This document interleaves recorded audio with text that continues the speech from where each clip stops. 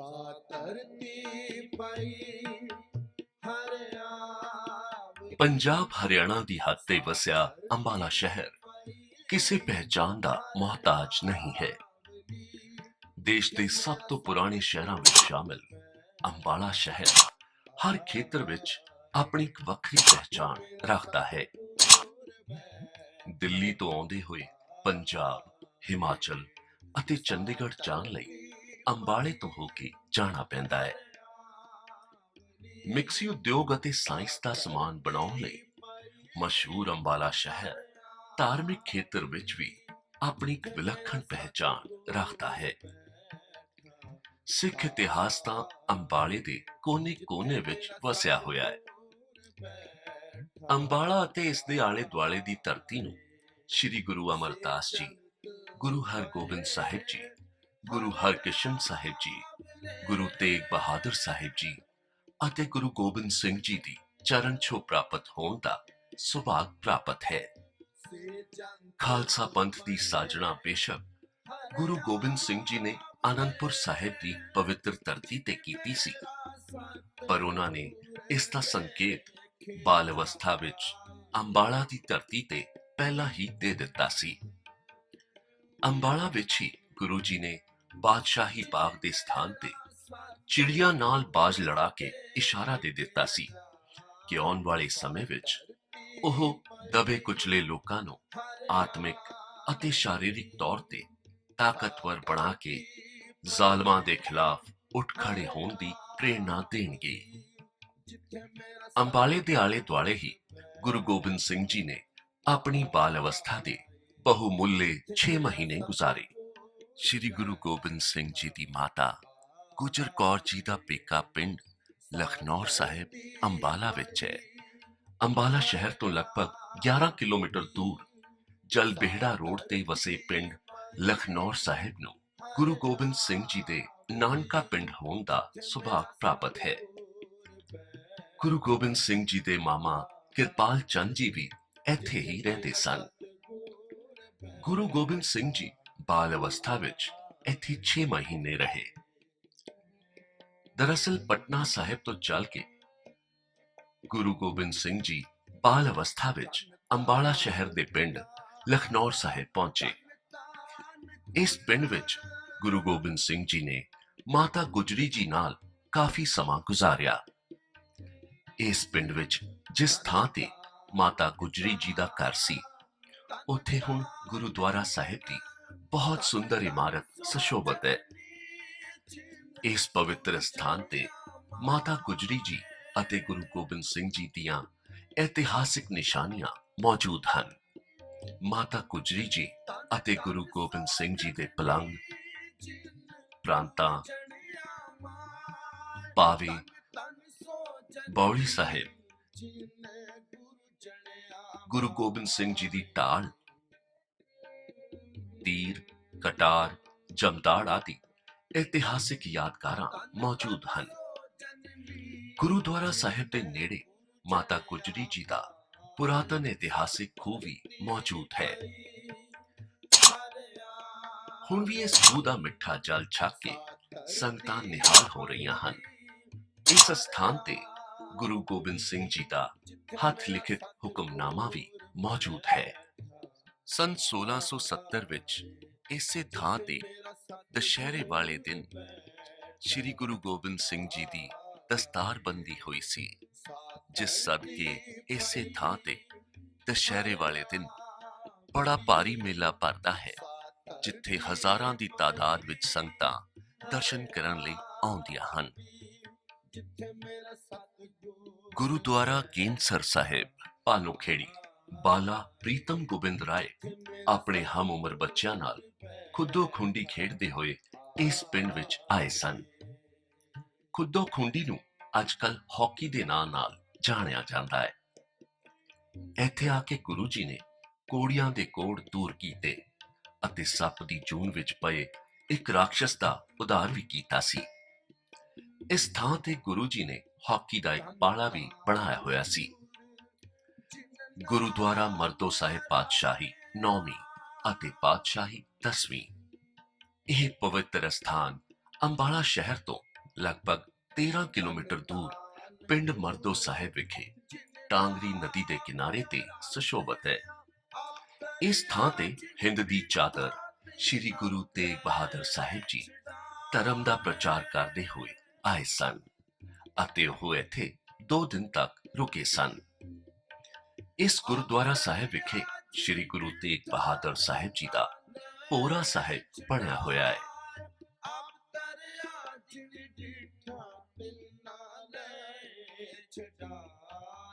ਦਸਵੀਂ ਪਾਤਸ਼ਾਹੀ ਸ੍ਰੀ ਗੁਰੂ ਗੋਬਿੰਦ ਸਿੰਘ ਜੀ ਬਾਲ ਅਵਸਥਾ ਵਿੱਚ ਇਸ ਥਾਂ ਤੇ ਵੀ ਖੇਡਦੇ ਹੁੰਦੇ ਸੀ। ਇਸ ਪਵਿੱਤਰ ਸਥਾਨ ਨੂੰ ਵੀ ਗੁਰੂ ਜੀ ਦੀ ਚਰਨ ਛੋਹ ਪ੍ਰਾਪਤ ਹੈ। ਇਸ ਪਿੰਡ ਵਿੱਚ ਗੁਰੂ ਜੀ ਨੇ ਹਾਕੀ ਦਾ ਦੂਜਾ ਪਾਲਾ ਬਣਾਇਆ ਹੋਇਆ ਸੀ। ਗੁਰੂਦੁਆਰਾ ਕੰਗਾ ਸਾਹਿਬ ਪਾਤਸ਼ਾਹੀ ਦਸਵੀਂ ਸੂਲਰ ਪਿੰਡ ਸੂਲਰ ਵਿਖੇ ਸਥਿਤ ਗੁਰੂਦੁਆਰਾ ਕੰਗਾ ਸਾਹਿਬ ਪਾਤਸ਼ਾਹੀ ਦਸਵੀਂ ਉਹ ਪਵਿੱਤਰ ਸਥਾਨ ਹੈ ਜਿਸ ਨੂੰ ਬਾਜਾਂ ਵਾਲੇ ਪਾਤਸ਼ਾਹ ਸ੍ਰੀ ਗੁਰੂ ਗੋਬਿੰਦ ਸਿੰਘ ਜੀ ਦੀ ਚਰਨ ਛੋਹ ਪ੍ਰਾਪਤ ਹੈ। ਗੁਰੂ ਸਾਹਿਬ ਦੇ ਨਾਲ ਮਾਮਾ ਕਿਰਪਾਲ ਚੰਦ ਅਤੇ ਹੋਰ ਵੀ ਕਈ ਸਿੰਘ ਇਸ ਸਥਾਨ ਤੇ ਆਏ ਸਨ। ਇੱਥੇ ਕੁਝ ਸਮਾਂ ਆਰਾਮ ਕਰਨ ਮਗਰੋਂ ਗੁਰੂ ਗੋਬਿੰਦ ਸਿੰਘ ਜੀ ਨੇ ਕੰਗਾ ਕੀਤਾ ਅਤੇ ਸੰਗਤਾਂ ਨੂੰ ਆਪਣੇ ਦਰਸ਼ਨਾਂ ਨਾਲ ਨਿਹਾਲ ਕਰਕੇ ਗੁਰੂਦੁਆਰਾ ਬਾਦਸ਼ਾਹੀ ਬਾਗ ਵੱਲ ਚਾਲੇ ਪਾ ਦਿੱਤੇ।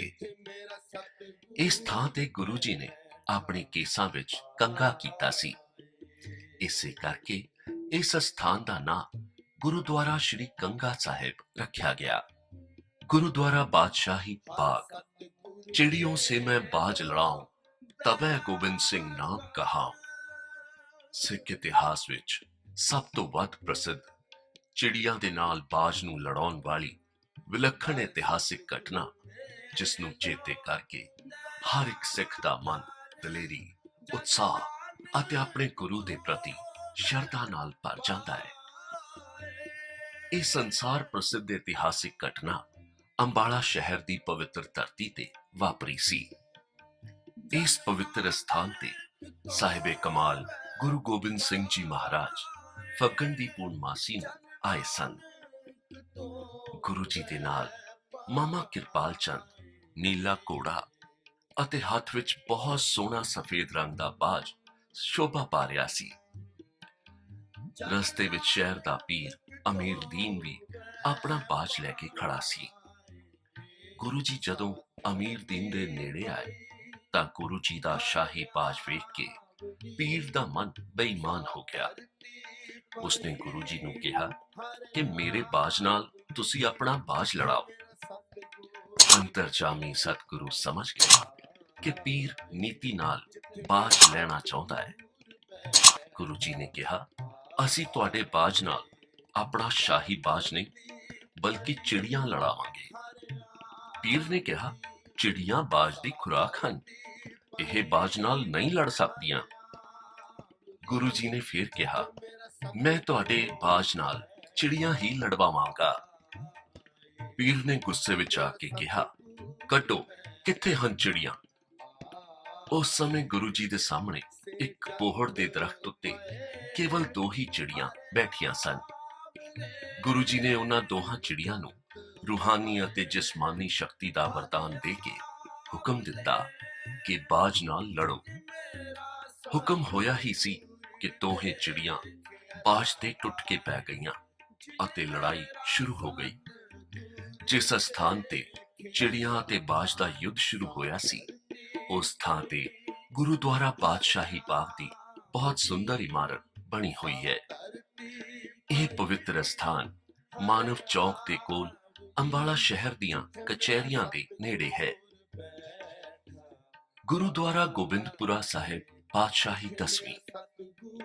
गुरुद्वारा बादशाही बाग तो शुरू होए चिड़ियां अते बाज दे विचकार हो रहे इस युद्ध के नज़ारे का आनंद माणदे हुए जदों श्री गुरु गोबिंद सिंह जी महाराज पीर अमीर दीन अते संगतां सहित इस थां ते पहुंचे तां चिड़ियां ने रस्ते विच बाज नूं इन्ना गंभीर जख्मी कर दिता कि अमीर दीन दे बाज ने इस स्थान ते टिकदे ही प्राण त्याग दिते। जिस नूं वेख के गुरु जी ने इस इतिहासिक स्थान ते खड़े होके यह वचन उच्चारण कीते, चिड़ियों से मैं बाज लड़ाऊं, तबै गोबिंद सिंह नाम कहाऊं। यह पवित्र स्थान ਐਸੇ ਜੈਨ ਕਾਲਜ ਅੰਬਾਲਾ ਸ਼ਹਿਰ ਦੇ ਨੇੜੇ ਸੁਸ਼ੋਭਿਤ ਹੈ। ਗੁਰਦੁਆਰਾ ਮੰਜੀ ਸਾਹਿਬ ਪੌਲੀ ਸਾਹਿਬ ਅੰਬਾਲੇ ਦੀ ਧਰਤੀ ਨੂੰ ਗੁਰੂ ਗੋਬਿੰਦ ਸਿੰਘ ਜੀ ਦੇ ਨਾਲ-ਨਾਲ ਹੋਰ ਕਈ ਗੁਰੂ ਸਾਹਿਬਾਨਾਂ ਦੀ ਚਰਨ ਛੋਹ ਪ੍ਰਾਪਤ ਹੈ।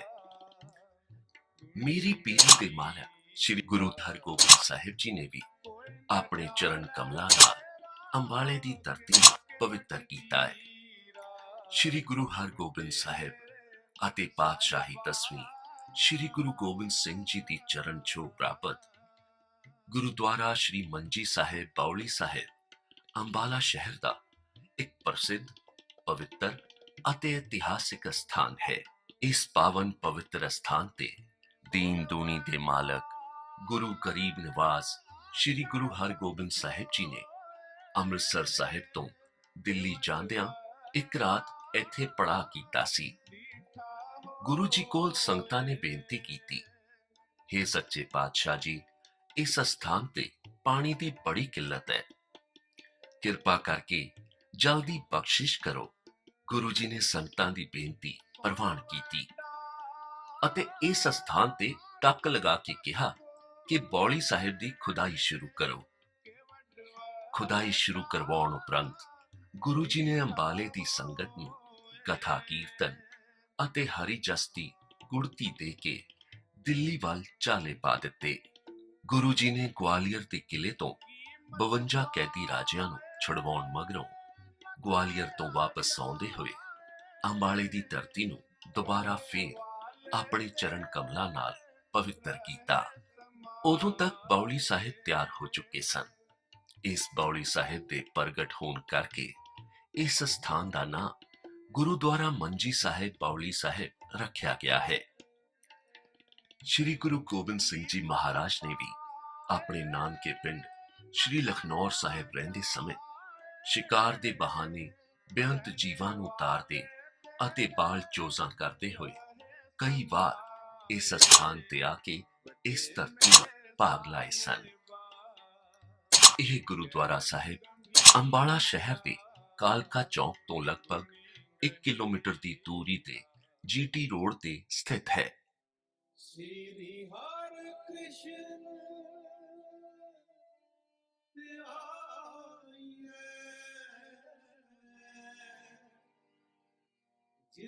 ਗੁਰੂਦੁਆਰਾ ਪੰਜੋ ਖਰਾ ਸਾਹਿਬ ਅਰਦਾਸ ਵਿੱਚ ਸ਼ਾਮਿਲ ਨਿਤ ਪੜੀਆਂ ਜਾਣ ਵਾਲੀਆਂ ਪੰਕਤੀਆਂ ਸ਼੍ਰੀ ਹਰਿਕ੍ਰਿਸ਼ਨ ਧਿਆਈਏ ਜਿਸ ਡਿੱਠੇ ਸਭ ਦੁੱਖ ਜਾਏ ਦੇ ਅਰਥਾਂ ਨੂੰ ਸ਼੍ਰੀ ਗੁਰੂ ਹਰਕ੍ਰਿਸ਼ਨ ਸਾਹਿਬ ਜੀ ਨੇ ਅੰਬਾਲੇ ਦੀ ਧਰਤੀ ਤੇ ਸਾਰਥਕ ਕੀਤਾ ਸੀ। 8ਵੀਂ ਪਾਤਸ਼ਾਹੀ ਸ਼੍ਰੀ ਗੁਰੂ ਹਰਕ੍ਰਿਸ਼ਨ ਸਾਹਿਬ ਜੀ ਜਦੋਂ ਦਿੱਲੀ ਦੀਆਂ ਸਿੱਖ ਸੰਗਤਾਂ ਨੂੰ ਦਰਸ਼ਨ ਦੇਣ ਲਈ ਸ਼੍ਰੀ ਕੀਰਤਪੁਰ ਸਾਹਿਬ ਤੋਂ ਪਾਲਕੀ ਤੇ ਸਵਾਰ ਹੋ ਕੇ ਦਿੱਲੀ ਜਾ ਰਹੇ ਸਨ, ਉਦੋਂ ਰਸਤੇ ਵਿੱਚ ਗੁਰੂ ਕੀ ਸੰਗਤਾਂ ਨੂੰ ਤਾਰਦੇ ਹੋਏ ਪਿੰਡ ਪੰਜੋ ਖਰਾ ਵਿਖੇ ਡੇਰਾ ਲਾਇਆ। ਕਾਫੀ ਸੰਗਤਾਂ ਗੁਰੂ ਜੀ ਦੇ ਨਾਲ ਆਈਆਂ ਸਨ। ਕਾਬੁਲ ਤੋਂ ਵੀ ਬਹੁਤ ਸੰਗਤਾਂ ਨੇ ਆ ਕੇ ਗੁਰੂ ਜੀ ਦੇ ਦਰਸ਼ਨ ਕੀਤੇ। ਇੱਕ ਸਿੱਖ ਜੋ ਕਿ ਕਾਬੁਲ ਤੋਂ ਦਰਸ਼ਨ ਕਰਨ ਲਈ ਆਇਆ ਸੀ, ਉਸ ਨੂੰ ਬਹੁਤ ਜ਼ਿਆਦਾ ਬੁਖਾਰ ਹੋ ਗਿਆ। ਉਸ ਨੂੰ ਵੇਖ ਕੇ ਗੁਰੂ ਜੀ ਨੇ ਛਪੜੀ ਵਿੱਚ ਸਿੱਖ ਨੂੰ ਇਸ਼ਨਾਨ ਕਰਵਾ ਕੇ ਰਾਜੀ ਕੀਤਾ ਅਤੇ ਛਪੜੀ ਦਾ ਨਾਮ ਗੁਰੂਸਰ ਰੱਖਿਆ। ਇੱਥੇ ਹੁਣ ਸਰੋਵਰ ਬਣਿਆ ਹੋਇਆ ਹੈ। ਪਿੰਡ ਪੰਜੋ ਖਰਾ ਵਿਖੇ ਗੁਰਬਾਣੀ ਦੇ ਦੀਵਾਨ ਲੱਗਣ ਲੱਗ ਪਏ ਅਤੇ ਦੂਰੋਂ ਦੂਰੋਂ ਸੰਗਤਾਂ ਗੁਰੂ ਜੀ ਦੇ ਦਰਸ਼ਨਾਂ ਲਈ ਆਉਣ ਲੱਗ ਪਈਆਂ। ਗੁਰੂ ਜੀ ਦੇ ਦੀਵਾਨ ਅਤੇ ਸੰਗਤਾਂ ਦਾ ਇਕੱਠ ਦੇਖ ਕੇ ਪਿੰਡ ਦੇ ਇੱਕ ਮਹਾਨ ਵਿਦਵਾਨ ਪੰਡਿਤ ਜਿਸ ਦਾ ਨਾਮ ਲਾਲ ਚੰਦ ਸੀ, ਉਸਨੇ ਪੁੱਛਣਾ ਸ਼ੁਰੂ ਕੀਤਾ ਕਿ ਭਾਈ ਕੌਣ ਆਇਆ ਹੈ, ਇੰਨੀ ਸੰਗਤ ਦਾ ਜਮਾਵੜਾ ਕਿਉਂ ਹੈ? ਤਾਂ ਇੱਕ ਸਿੱਖ ਨੇ ਜਵਾਬ ਦਿੱਤਾ ਕਿ ਗੁਰੂ ਨਾਨਕ ਸਾਹਿਬ ਜੀ ਦੀ 8ਵੀਂ ਜੋਤ ਸ਼੍ਰੀ ਗੁਰੂ ਹਰਕ੍ਰਿਸ਼ਨ ਜੀ ਆਏ ਹਨ। ਪੰਡਿਤ ਲਾਲਚੰਦ ਜੀ ਹੈਰਾਨ ਹੋ ਕੇ ਕਹਿਣ ਲੱਗੇ ਕਿ ਦੁਆਪਰ ਯੁੱਗ ਵਿੱਚ ਸ਼੍ਰੀ ਕ੍ਰਿਸ਼ਨ ਜੀ ਹੋਏ ਸਨ, ਜਿਨ੍ਹਾਂ ਨੇ ਗੀਤਾ ਦਾ ਉਪਦੇਸ਼ ਦਿੱਤਾ ਸੀ, ਪਰ ਇਹ ਛੋਟਾ ਜਿਹਾ ਬਾਲਕ ਕੌਣ ਹੈ ਜੋ ਆਪਣਾ ਨਾਂ ਸ਼੍ਰੀ ਹਰਕ੍ਰਿਸ਼ਨ ਰਖਵਾ ਕੇ ਲੋਕਾਂ ਨੂੰ ਗੁੰਮਰਾਹ ਕਰ ਰਿਹਾ ਹੈ। ਅਗਲੇ ਦਿਨ ਪੰਡਿਤ ਲਾਲ ਚੰਦ ਭਾਗਵਤ ਗੀਤਾ ਲੈ ਕੇ ਗੁਰੂ ਜੀ ਦੇ ਦਰਬਾਰ ਵਿੱਚ ਹਾਜ਼ਰ ਹੋਏ ਅਤੇ ਕਹਿਣ ਲੱਗੇ ਕਿ ਮੈਂ ਤੁਹਾਨੂੰ ਤਾਂ ਗੁਰੂ ਮੰਨਾਂਗਾ ਜੇ ਤੁਸੀਂ ਸ਼੍ਰੀ ਕ੍ਰਿਸ਼ਨ ਜੀ ਦੀ ਉਚਾਰੀ ਹੋਈ ਭਾਗਵਤ ਗੀਤਾ ਦੇ ਅਰਥ ਕਰਕੇ ਦੱਸੋਗੇ। ਅੰਤਰਯਾਮੀ ਗੁਰੂ ਜੀ ਜਾਣ ਗਏ ਕਿ ਇਸ ਪੰਡਤ ਨੂੰ ਆਪਣੀ ਵਿਦਿਆ ਤੇ ਹੰਕਾਰ ਹੋ ਗਿਆ ਹੈ। ਗੁਰੂ ਜੀ ਕਹਿਣ ਲੱਗੇ, ਪੰਡਿਤ ਜੀ, ਜੇ ਅਸੀਂ ਅਰਥ ਕਰ ਦਿੱਤੇ ਤਾਂ ਵੀ ਤੁਹਾਡੀ ਸ਼ੰਕਾ ਬਰਕਰਾਰ ਰਹਿਣੀ ਹੈ। ਇਸ ਕਰਕੇ ਤੁਸੀਂ ਕਿਸੇ ਵੀ ਮਨੁੱਖ ਨੂੰ ਲੈ ਆਵੋ। ਗੁਰੂ ਕਿਰਪਾ ਸਦਕਾ ਉਹ ਮਨੁੱਖ ਅਰਥ ਕਰਕੇ ਦੱਸ ਦੇਵੇਗਾ। ਪੰਡਿਤ ਲਾਲ ਚੰਦ ਨੇ ਇੱਕ ਚਾਲ ਖੇਡੀ ਅਤੇ ਪਿੰਡ ਤੋਂ ਇੱਕ ਅਜਿਹੇ ਮਨੁੱਖ ਨੂੰ ਲੈ ਕੇ ਆਇਆ ਜੋ ਨਾ ਬੋਲ ਸਕਦਾ ਸੀ ਤੇ ਨਾ ਹੀ ਸੁਣ ਸਕਦਾ ਸੀ, ਭਾਵ ਕਿ ਉਹ ਗੂੰਗਾ ਅਤੇ ਬੋਲਾ ਸੀ। ਉਸ ਦਾ ਨਾਂ ਛੱਜੂ ਸੀ ਅਤੇ ਜਾਤ ਦਾ ਚਿਵਰ ਸੀ। ਇਸੇ ਕਰਕੇ ਪਿੰਡ ਵਾਲੇ ਉਸ ਨੂੰ ਛੱਜੂ ਚਿਵਰ ਆਖਦੇ ਸਨ। ਗੁਰੂ ਜੀ ਨੇ ਛੱਜੂ ਨੂੰ ਸਰੋਵਰ ਵਿੱਚ ਇਸ਼ਨਾਨ ਕਰਵਾਇਆ ਅਤੇ ਸੁੰਦਰ ਵਸਤਰ ਪਹਿਨਾ ਕੇ ਦੀਵਾਨ ਵਿੱਚ ਆਪਣੇ ਕੋਲ ਬਿਠਾ ਕੇ ਕਿਰਪਾ ਦ੍ਰਿਸ਼ਟੀ ਨਾਲ ਤੱਕਿਆ ਅਤੇ ਹੱਥ ਵਿੱਚ ਫੜੀ ਹੋਈ ਛੜੀ ਛੱਜੂ ਦੇ ਸਿਰ ਉੱਤੇ ਰੱਖ ਦਿੱਤੀ, ਜਿਸ ਸਦਕੇ ਭਾਈ ਛੱਜੂ ਚਿਵਰ ਨੂੰ ਗਿਆਨ ਦੀ ਅਵਸਥਾ ਪ੍ਰਾਪਤ ਹੋ ਗਈ। ਗੁਰੂ ਜੀ ਕਹਿਣ ਲੱਗੇ, ਪੰਡਿਤ ਜੀ, ਤੁਸੀਂ ਗੀਤਾ ਦੇ ਸ਼ਲੋਕ ਉਚਾਰਨ ਕਰੋ। ਪੰਡਿਤ ਜੀ ਨੇ ਸ਼ਲੋਕ ਉਚਾਰਨ ਕੀਤਾ ਤੇ ਭਾਈ ਛੱਜੂ ਚਿਵਰ ਸ਼ਲੋਕ ਦੇ ਅਰਥ ਕਰਨ ਲੱਗ ਪਏ। ਆ ਵੇਖ ਕੇ ਪੰਡਿਤ ਜੀ ਘਬਰਾ ਗਏ ਅਤੇ ਦੂਸਰਾ ਸ਼ਲੋਕ ਘਬਰਾਹਟ ਵਿੱਚ ਗਲਤ ਪੜ ਗਏ ਤਾਂ ਭਾਈ ਛੱਜੂ ਚਿਵਰ ਕਹਿਣ ਲੱਗਿਆ ਕਿ ਪੰਡਿਤ ਜੀ, ਤੁਸੀਂ ਸ਼ਲੋਕ ਗਲਤ ਪੜ ਰਹੇ ਹੋ। ਅਤੇ ਭਾਈ ਛੱਜੂ ਨੇ ਸ਼ਲੋਕ ਦਾ ਸਹੀ ਉਚਾਰਨ ਕੀਤਾ ਅਤੇ ਅਰਥ ਵੀ ਦੱਸੇ। ਪੰਡਿਤ ਲਾਲ ਚੰਦ ਗੁਰੂ ਜੀ ਦੇ ਚਰਨਾਂ ਤੇ ਡਿੱਗ ਪਿਆ ਅਤੇ ਮਾਫੀ ਮੰਗਣ ਲੱਗ ਪਿਆ। ਪੰਡਿਤ ਲਾਲ ਚੰਦ ਕਹਿਣ ਲੱਗਾ, ਗੁਰੂ ਜੀ, ਕਿਰਪਾ ਕਰਕੇ ਮੈਨੂੰ ਬਖਸ਼ ਦਿਓ ਅਤੇ ਆਪਣਾ ਸਿੱਖ ਬਣਾ ਲਵੋ। ਗੁਰੂ ਜੀ ਨੇ ਪੰਡਿਤ ਲਾਲ ਚੰਦ ਤੇ ਕਿਰਪਾ ਕਰਕੇ ਸਿੱਖੀ ਬਖਸ਼ਿਸ਼ ਕੀਤੀ ਅਤੇ ਸਿੱਖੀ ਦੇ ਪ੍ਰਚਾਰ ਦਾ ਹੁਕਮ ਦਿੱਤਾ। ਭਾਈ ਛੱਜੂ ਜੀ ਨੂੰ ਨਾਮ ਦੇ ਪ੍ਰੇਮ ਵਿੱਚ ਰੰਗ ਕੇ ਬ੍ਰਹਮ ਗਿਆਨੀ ਬਣਾ ਦਿੱਤਾ। 3 ਦਿਨ ਇੱਥੇ ਠਹਿਰ ਕੇ ਗੁਰੂ ਜੀ ਨੇ ਅਨੇਕਾਂ ਸੰਗਤਾਂ ਨੂੰ ਇਸ਼ਨਾਨ ਦੀ ਦਾਤ ਬਖਸ਼ੀ। ਉਪਰੰਤ ਆਪ ਜੀ ਨੇ ਆਪਣੇ ਹੱਥਾਂ ਨਾਲ ਰੇਤ ਦੀ ਟਿੱਬੀ ਬਣਾ ਕੇ ਨਿਸ਼ਾਨ ਸਾਹਿਬ ਗੱਡਿਆ ਅਤੇ ਬਚਨ ਕੀਤਾ ਕਿ ਜੋ ਕੋਈ ਵੀ ਗੂੰਗਾ ਬੋਲਾ ਇਸ ਸਥਾਨ ਤੇ ਆ ਕੇ ਸ਼ਰਧਾ ਭਾਵਨਾ ਨਾਲ ਸਰੋਵਰ ਵਿੱਚ ਇਸ਼ਨਾਨ ਕਰਕੇ ਅਰਦਾਸ ਕਰੇਗਾ, ਉਹ ਸੁਣਨ ਅਤੇ ਬੋਲਣ ਲੱਗ ਪਏਗਾ, ਜਿਸ ਸਦਕਾ ਹੁਣ ਵੀ ਇਸ ਸਥਾਨ ਤੇ ਅਨੇਕਾਂ ਗੂੰਗੇ ਬੋਲੇ ਠੀਕ ਹੁੰਦੇ ਹਨ। ਬਾਅਦ ਵਿੱਚ ਪੰਡਿਤ ਲਾਲ ਚੰਦ ਜੀ ਨੇ ਅੰਮ੍ਰਿਤ ਪਾਨ ਕਰ ਆਪਣਾ ਨਾਂ ਭਾਈ ਲਾਲ ਸਿੰਘ ਰੱਖਿਆ ਅਤੇ ਚਮਕੌਰ ਸਾਹਿਬ ਦੀ ਜੰਗ ਵਿੱਚ ਸ਼ਹੀਦੀ ਪ੍ਰਾਪਤ ਕੀਤੀ। ਗੁਰੂਦੁਆਰਾ ਸੀਸਗੰਜ ਸਾਹਿਬ ਉਹ ਪਵਿੱਤਰ ਸਥਾਨ ਹੈ ਜਿੱਥੇ ਹਿੰਦ ਦੀ ਚਾਦਰ ਤਿਲਕ ਚੰਜੂ ਕੇ ਰਾਖੇ ਸ਼੍ਰੀ ਗੁਰੂ ਤੇਗ ਬਹਾਦਰ ਸਾਹਿਬ ਜੀ ਦੇ ਪਾਵਨ ਸੀਸ ਨੂੰ ਦਿੱਲੀ ਦੇ ਚਾਂਦਨੀ ਚੌਕ ਤੋਂ ਸ਼੍ਰੀ ਅਨੰਦਪੁਰ ਸਾਹਿਬ ਲੈ ਜਾਂਦੇ ਹੋਏ ਭਾਈ ਜੈਤਾ ਜੀ ਇੱਕ ਰਾਤ ਠਹਿਰੇ ਸਨ। ਭਾਈ ਜੈਤਾ ਜੀ ਜਦੋਂ ਟਾਂਗਰੀ ਨਦੀ ਪਾਰ ਕਰਕੇ ਅੰਬਾਲਾ ਪਹੁੰਚੇ ਤਾਂ ਉਹਨਾਂ ਨੇ ਗੁਰੂ ਜੀ ਦੇ ਸ਼ੀਸ਼ ਵਾਲਾ ਟੋਕਰਾ ਇੱਕ ਜੰਡੀ ਦੇ ਦਰਖਤ ਹੇਠਾਂ ਰੱਖ ਕੇ ਕੁਝ ਸਮਾਂ ਆਰਾਮ ਕੀਤਾ। ਉੱਥੇ ਪੁੱਛਣ ਮਗਰੋਂ ਭਾਈ ਜੈਤਾ ਜੀ ਨੂੰ ਪਤਾ ਚੱਲਿਆ ਕਿ ਇੱਥੇ ਕੈਥ ਮਾਜਰੀ ਨਾਂ ਦੇ ਸਥਾਨ ਤੇ ਹਿੰਦੂਆਂ ਦੇ ਕੁਝ ਘਰ ਹਨ। ਪੀਰ ਤੁਅੱਕਲ ਸ਼ਾਹ ਨੇ ਭਾਈ ਜੈਤਾ ਜੀ ਨੂੰ ਭਾਈ ਰਾਮਦੇਵਾ ਦੇ ਘਰ ਠਹਿਰਾ ਦਿੱਤਾ। ਭਾਈ ਰਾਮਦੇਵਾ ਨੇ ਸਾਰੀ ਰਾਤ ਸ਼ਹੀਦ ਸਿਰ ਤੇ ਪਹਿਰਾ ਦਿੱਤਾ।